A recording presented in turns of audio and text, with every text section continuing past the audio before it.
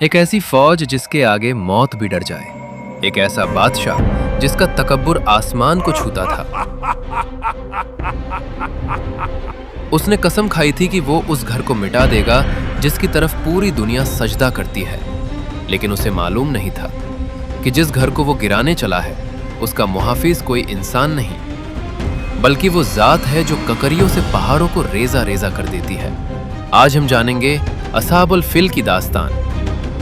उसने देखा कि दुनिया भर के लोग, काफिले और व्यापारी मक्का की तरफ खींचे चले जाते हैं।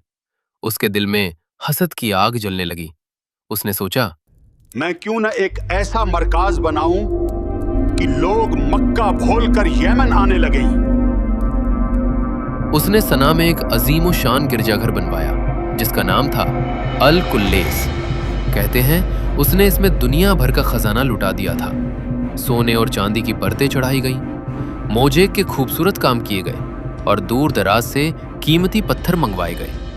मगर इबादत के घर शान और शौकत से नहीं, रूहानी मोहब्बत से बसते हैं। संगे मरमर के सुतून और सोने के दरवाजों के बावजूद लोगों का दिल आज भी उसी सादा से काले लिबास वाले घर यानी काबा में अटका हुआ था। जब अब्राहा ने देखा कि उसकी तमाम दौलत लोगों को मक्का जाने से नहीं रोक पाई, तो उसका गुस्सा जुनून बन गया। उसी दौरान एक अरब ने गुस्से में आकर उस कैथीड्रल में गंदगी कर दी। बस यही वो मौका था जिसका अब्राहा को इंतजार था। उसने अपनी तलवार हवा में लहराई और चीख कर कहा, मैं कसम खाता हूं, मैं काबा की एक एक ईंट बजा दूंगा और उस घर का वजूद ही खत्म कर दूंगा। उसने अपने तकब्बुर में अंधे होकर 60,000 मंझे हुए सिपाहियों का एक ऐसा लश्कर तैयार किया जैसा अरब की जमीन ने पहले कभी नहीं देखा था। ये कोई आम फौज नहीं थी। इसमें भारी जिरे बख्तर पहने घुड़सवार थे, तेज धार तलवारें थीं और अरब की तारीख में पहली बार हाथी शामिल किए गए थे। इन सब का सरदार था एक विशाल और खतरनाक हाथी जिसका नाम था महमूद। कहते हैं जब महमूद चलता था तो जमीन कई मील दूर तक हिलने लगती थी। जब ये लश्कर मक्का की तरफ बढ़ा तो रास्ते के हर कबीले में खौफ छा गया। कुछ बहादुरों ने उसे रोकने की कोशिश की, मगर 60,000 की फौज और उन ऊंचे हाथियों के आगे न टिक सका।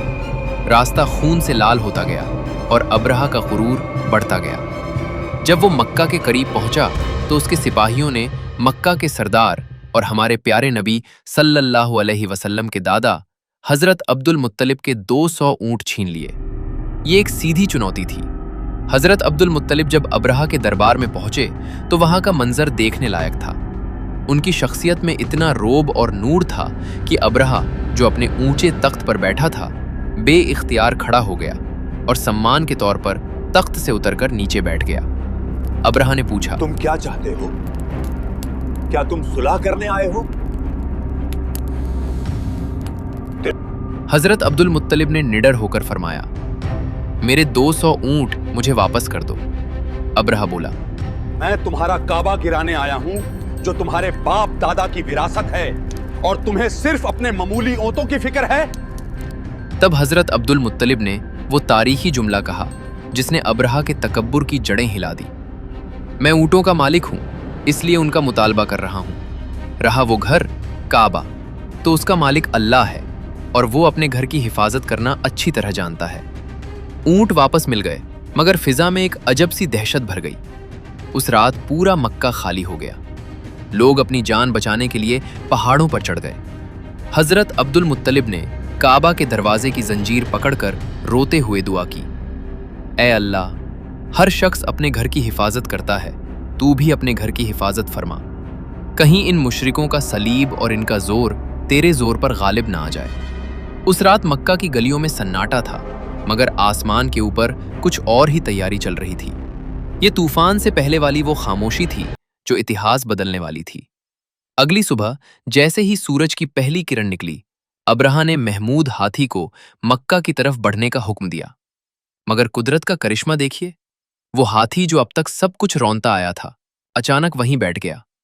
सिपाहियों ने उसे लोहे की सलाखों से मारा, जख्मी किया, मगर वो टस से मस न हुआ।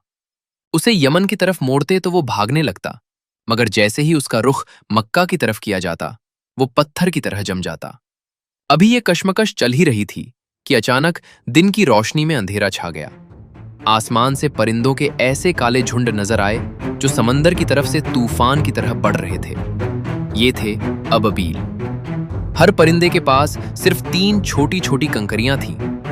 ये पत्थर देखने में मामूली थे, मगर इन पर कुदरत का मोहर लगी थी। जैसे ही इन परिंदों वो कंकरियां गिराना शुरू की, अब्राहा का लश्कर जहन्नम का नजारा बन गया।